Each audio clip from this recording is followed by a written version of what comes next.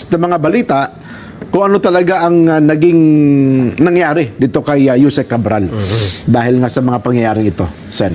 Oo. Pero base sa paglalahad mo, Nelson, parang gusto niya talagang pumunta sa lugar na yun eh. Bumalik pa eh. Opo. Una, tama ba yung sinabi mo na binawalan sila ng pulis sapagkat mapanganib yung lugar na yun? Opo. So, umalis nga. Opo. Tapos sabi mo, bumalik uli. So, ibig Bumalik sabihin, parang gusto niya pumunta talaga sa lugar na yun. Oho eh. Pangalawa, napansin ko, sabi na banggit mo kanina, bumalik yung driver para balikan siya, di ba? Opo. Kasi sabi ni, iwanan mo ko pero balikan mo rin ako. Oo nga, pero hindi ba niya hinintay na dapat tatawag? O, balikan mo na ako. Di ba dapat may... Ay, usually ganun ho eh. Hindi ba dapat tatawagan ka? O, balikan mo na ako rito. Nasaan ka na? Ang tagal-tagal mo naman. Ayun nga. Opo. So, bakit kagad bumalik yung driver nang wala pang pasabi? Mga isang oras daw po Isang ito. oras sa pagitan, nagpakarga daw siya ng gas eh, di ba? Yun ang mayroon pang istorya ng Oo nga, pero di ba karaniwan, hihintayin mo yung... tawag ng boss mo. Kasi iwanan mo na muna ako dito. Opo. Di ba pang karaniwan? O, te-text na lang kita. Tatawagan kita. Wala bang ganun? Wala po. Walang ganon, Sen, no? Well, ayaw naman ho nating magbigay ng mas malalim pang komento sa bagay nito. Una, ay ginagalang natin, nirespeto ang pangyayari po dito kay Yusek Cabral. At maaari ay nananangis yung pamilya nila. Ano ha? Ukol sa bagay ito. Pero siyempre, yun nga po ang ating sinasabi, maraming katanungan sa isipan ng ating mga kabayan, Sen, sa pangyayari ito. No? At hindi naman Palagay natin ko, maalis yan. Kasi, ang mga katanungan na yan ay patuloy pang dadami siguro. Opo. Dahil alam naman natin, si Yusek Cabral ay dating nagsilbi sa DPWH. Opo. At alam din natin, very sensitive yung kanyang posisyon. Lahat ay mag-agree sa katotohanan na yung kanyang posisyon na yon ay masyadong maraming naglalaman yun ng maraming impormasyon tungkol sa kung paano inilalatag ang mga proyekto ng ating pamahalaan. Kasi DPWH ito, Jen, Nelson. Opo, Yusek for planning po siya. Oho. At hanggang sa maaalala ko, mula nung ako ay naging chairman ng Blue Ribbon Committee, ay talagang halos umiikot sa kanyang opisina yung mga unang katanungan dyan. Opo. Lalo na yung mga proponents ng projects, kung paano nilalatag yung mga tinatawag na, kung paano pinalalaki yung mga pondo, kung paano binabahagi. Talagang yung opisina niya ang nakatutok dyan. Oho, tama. At maliban pa dun sa tinatawag nating mga applications. Siya yung umahawak kasi niyang mga applications. Ganun ho ba? Oho. So siya yung nakakaalam kung ano yung mga coordinates Yun. ng mga project. Oho. Kung talagang gugustuhin niya na sabihin kung nasaan Oho. ang mga coordinates ng lahat ng projects, lalong-lalo na yung pinag-uusapan noon na flood control, siya talaga ang bukod na opisinang nakakaalam ng lahat ng mga sensitibong impormasyon. Nasa opisina po niya yun, no? Ngayon, dahil nga sa kahalagahan ng opisina niya, nung kasagsagan na nagtatanungan tungkol dyan, ay nagbitiw nga siya. Oho. At mula doon ay wala namang masyadong ginawa na yung Blue Ribbon Committee. At marami nga nagtataka, ba't ganon? Oho. Oho. Gayong siya yung pinakamaraming nalalaman dyan, parang wala lang. Oho. Pagkatapos, maraming nagsasabi na nakakuha ng mga impormasyon na maaaring makapagbigay ng kung ano-anong related na Oho. mga ibang tatalakayin at maaaring ma-involve yung maraming tao. Kaya siguro ngayon, kung mo nangyari yan, talagang aasahan mo na babangon ng mas maraming tanong. Opo, maraming talagang tanong. Na mas maraming tanong ngayon kaysa kasagutan. Oho. Nakakalungkot yung nangyari dyan. Ako, unang-una, dahil kakilala ko naman siya, sa trabaho ko sa Congress noon sa mababang kapulungan hanggang sa maging senador ako, may pagkakataon talaga na nagkakausap sa mga hearing. Opo. Kaya kilala ko naman siya ng personal. Ayun. Kaya hanggang sa ako'y maging Blue Ribbon Committee, nasama nga siya sa unang mga pagtatanong dahil nga sa sensitibong pwesto niya sa DPWH. Opo. So, ngayon, nangyari nga ito, inaasahan natin na marami talaga yung magdududa Tama. sa nangyari sa kanya. At lalo pa nga, naalala ko, di ba dapat nakatakda siya humarap sa ICI. Sa ICI noong December 15. Tapos hindi rin siya pumunta, no? Kasi nakarating. Wala rin pasabi kung pupunta o hindi. Kung maalala niyo yung dalawa, naging guest natin. Si Kong Lian Libiste po. Si Kong Lian, anak ng aking kumare. Opo. At mula sa kanya, nagsabi siya rito, at dito niya unang inilahad Yes. na meron siyang nakuwang mga sensitibong impormasyon na binigay mismo ng opisina ni Secretary Yusek Cabral, bago pa nangyari Opo. itong pinag-uusapan natin. Opo. At nung hinahanap na rin yung computer, hindi na makita yung... Basta-basta nakuha kung saan-saan, kundi mismong official document ba ito? Opo, ito po ay internal file mula sa opisina ni Undersecretary Cabral. At actually, akala ko may kopyan ito ang ICI. Opo. Pero bumisita din ako sa ICI ngayong linggo at nalaman ko na nawala pala ang mga computer ni Yusek Cabral. Grabe. Kaya para malaman natin ang mga proponent ng mga insertion sa budget, maganda sana kung ibigay ng DPWH sa ICI ang files ni former Yusek Cabral. Hindi ba kasama siya ng sunog dito yan sa Quezon City? Yung sunog, baka ilan lang ang... The region puro yung nasunog. Pero Hindi naman nasunog yung central office. Ganun ba? yung opisina ni Yusek Cabral ang may pinakamaraming impormasyon tungkol sa DPWH budget. Yung kasing opisina ni Yusek Cabral, Yusek for ito yung planning services. Planning, Sa planning services na yan, lahat ng applications hawak niya Opo. So meron siyang information management system, nandyan yung PCMA, nandyan yung MYPS, nandyan yung Survey 123. Opo. Alam mo, lahat ng repository ng data nandun sa services na yon. Kaya tama yung kanyang at ako natutuwa, nakakuha siyang ganyan bago nakapag-resign yung undersecretary. Ito matibay na ebidensya ito. Yung sinasabi niyang bentahan. Example ng bentahan, kayong dalawa congressman. Opo. Lalapit yung isang contractor congressman. Okay. Alam niya kasi, gusto niyo bang mapalakihan natin yung yung alokasyon ninyo? Kunwari, distrito mo kasi pangkaraniwan yung mga malalakas nakakakuha na higit sa 1 billion Opo. Pagkatapos dadagdagan niya halimbawa, hindi lamang yun, una bibilihin niya na yung sa inyo.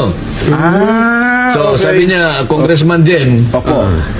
May allotment ako diba? May pera, may ako, bondo. bibiling ko na yung yung allocation nyo. Opo. Pag binili niya, siya nang mag-execute. Siya na mag-implement. Ikaw, paubaya mo sa kanya. Anong ganasya ko doon? Sa district? Isang bebenta, bago pa nasa net pa lang, Opo. bibigyan ka na niya. Yun ang sinasabi may nito. tao ng... Ganun pala. Ngayon, kung meron pa siyang kapangyarihan na dagdagan sa'yo, Opo. pero ibibigay mo rin sa kanya. Yun ang bentahan na sinasabi niya. At itong dokumentong dala niya, napakatibay nito.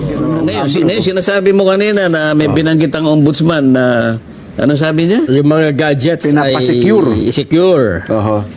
Yung Cellphone. text. Yan. Kasi sa forensic investigation, baka, ano bang tanong? Kasi kung may katagpo ba siya doon, siya lang ba ang kusa na tumambay doon? Bakit, ang tanong bakit 2 beses pa siyang bumalik doon sa nabanggit na lugar? Bakit ang ombudsman ang nagsabi nun? Siguro kung ombudsman na nakuna ng reaction, diba dapat pulis? Oo nga, no? Dapat kasi, siguro, yung mga investigador. Opo, yung mga pulis. Kasi kung hahanap ka ng lead, halimbawa, pero ipaalam niya sa mga, mga partido ni Yusek Cabral. Opo. Sa tingin ko, hindi yung ombudsman ang nagpapanukala ng ganun, kundi yung mismong mga investigador na nagsisimula para malaman ang mga katotohanan sa pangyayaring ito. Bagay, Di ba? malamang SOP naman sa mga pulis. Siguro nakunan lang ng reaksyon ng reporter si Ombudsman Remulla. Ano ha? Pero doon sa punto lang, aspetong legal lang, may epekto ba ito sa kaso, sa kontrobersyal ngayong ating kinakaharap? Kung legal aspect lang po, walang...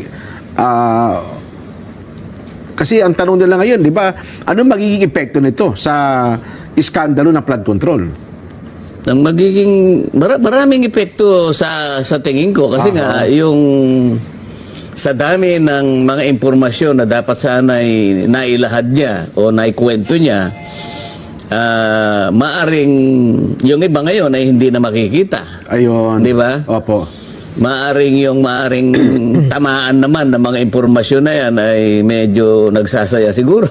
Ayun. Oho. Kaya kung tatanungin mo kung anong magiging epekto niyan, merong nalulungkot talaga, merong nagsasaya. May lihim pa na, well, tama kayo, Kasi Sen, no? Opo. yung mga dapat na maibahagi, alang-alang dun sa ikalilinaw ng sino ba talaga ang nagpasimuno niyan, kagaya ng binabanggit natin dito, Opo. palagi nating binabanggit, sana sa lalong madaling panahon, makita natin kung sino yung mga masterminds, hindi ba? Opo.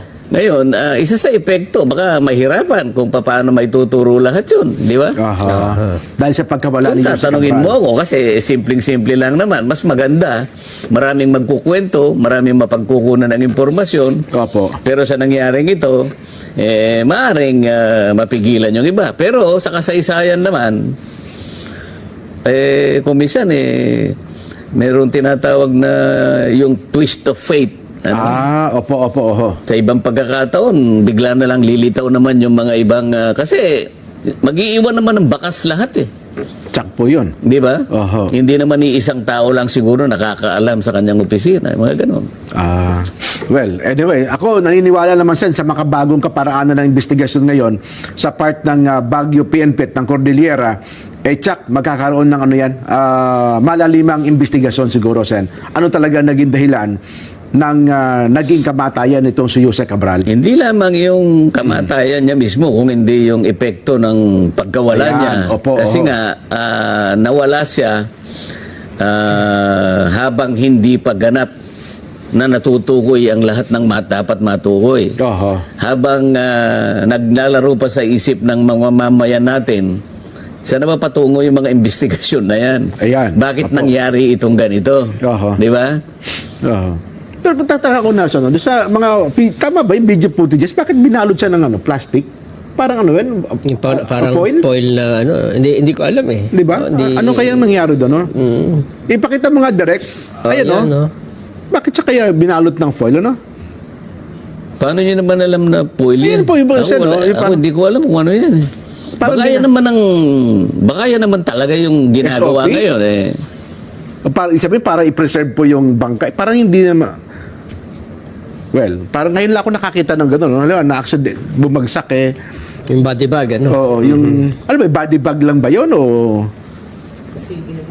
Ayun, no? Kasi parang binilot siya, no? Di ba? O body bag ba yung ginamit sa kanya?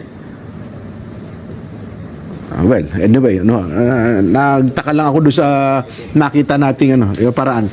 Ay, nako. Ang sabi naman ni Kong Lian Lebiste Oo. tungkol dito sa pagkamatay ni Jose Cabral, ang sabi niya sa kanyang Facebook account, yung una niyang post ay may listahan sa computer ni Yumaong Jose Cabral ng lahat ng proponents ng DPWH insertions. Okay. May iilang may kopya nito.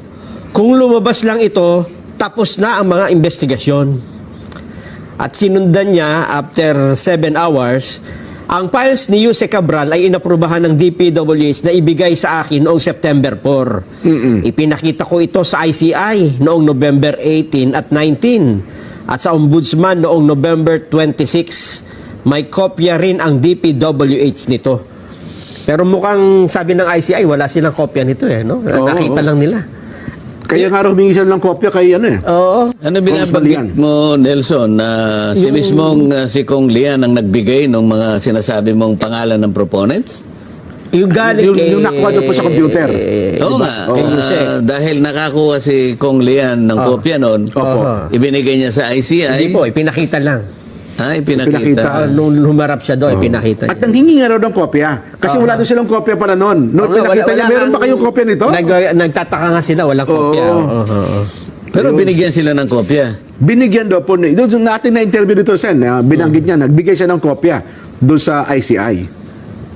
Yun po yung sabi O ni total, Kong Lian. tinitindigan naman ni Kong Lian. Ibig sabihin talaga, binigyan ng kopya ang ICI. Oh, yes, Sa mga no. tweet, Oo. alam ng ICI kung ano yung nilalaman ng computer. Well, Dahil nabigyan na sila ng kopya. maaaring ganun daw po. At nabigyan din ng DPWH. May kopya, May kopya na ang rin po ng DPWH Yung doon. original na copy, nasa kanila pa. May mga lumalabas lang angulo doon sa computer daw. May mga typo error.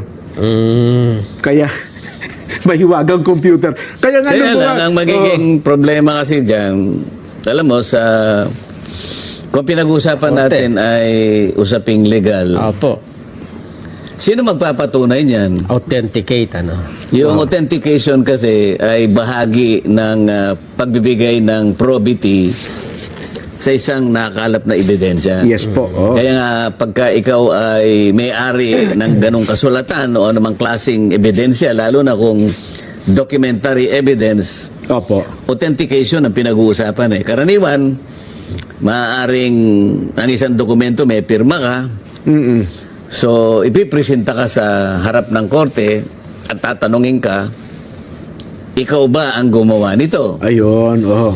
Ikaw ba naglahad dito? Ganon. Opo. Meron kang pirma nakalagay rito, pirma mo ba ito? Yun ang authentication eh. Opo. Ngayon, kung halimbawa, listahan lang ang nakita, ngayong wala na si Yusek Cabral, sino mag-authenticate ngayon na siya nga ang may-ari nung nakasulat doon sa computer? Oh. Kasi kahit na laptop niya yun, maaaring sasabihin lang ng iba, oy, naglagay lang kayo dyan. In-insert nyo lang yan dyan, Oo. ng mga files na yan. No? So, ang pinag-uusapan natin dyan, yung technical issue ng authentication, doon medyo magkakaroon ng problema dyan. So, yun pala yun. Ano? Sa akin lang, opinion ko lang ito. Maring nagkamali ako, pero sa experience ko bilang isang abogado, Jen, Opo. yan ang medyo problematic. Yung area na yun. Opo. Maliban na siguro kung may mga personal secretary siya, Nelson, ano? May magsasabing... Yan ay talagang Kami po ang nag-save niyan, kami ang gumawa niyan. Yung sinasabi nating pwede rin naman patunayan yung mga digital traces sa liban. Ayan, isa po yan. Oh. Kaya naman, hindi mo na mabubura yan eh. Opo. Di ba, pangkaraniwan, pagka meron kang communication galing sa cellphone mo, ano, Ayan. ayan naman, pwedeng sabihin ng korte na kahit di mo patunayan yan eh. We can take judicial cognizance na by technology talagang galing sa iyo yan. Di ba? Ayun. May mga forensic investigations. Oo, yung mga ganyan.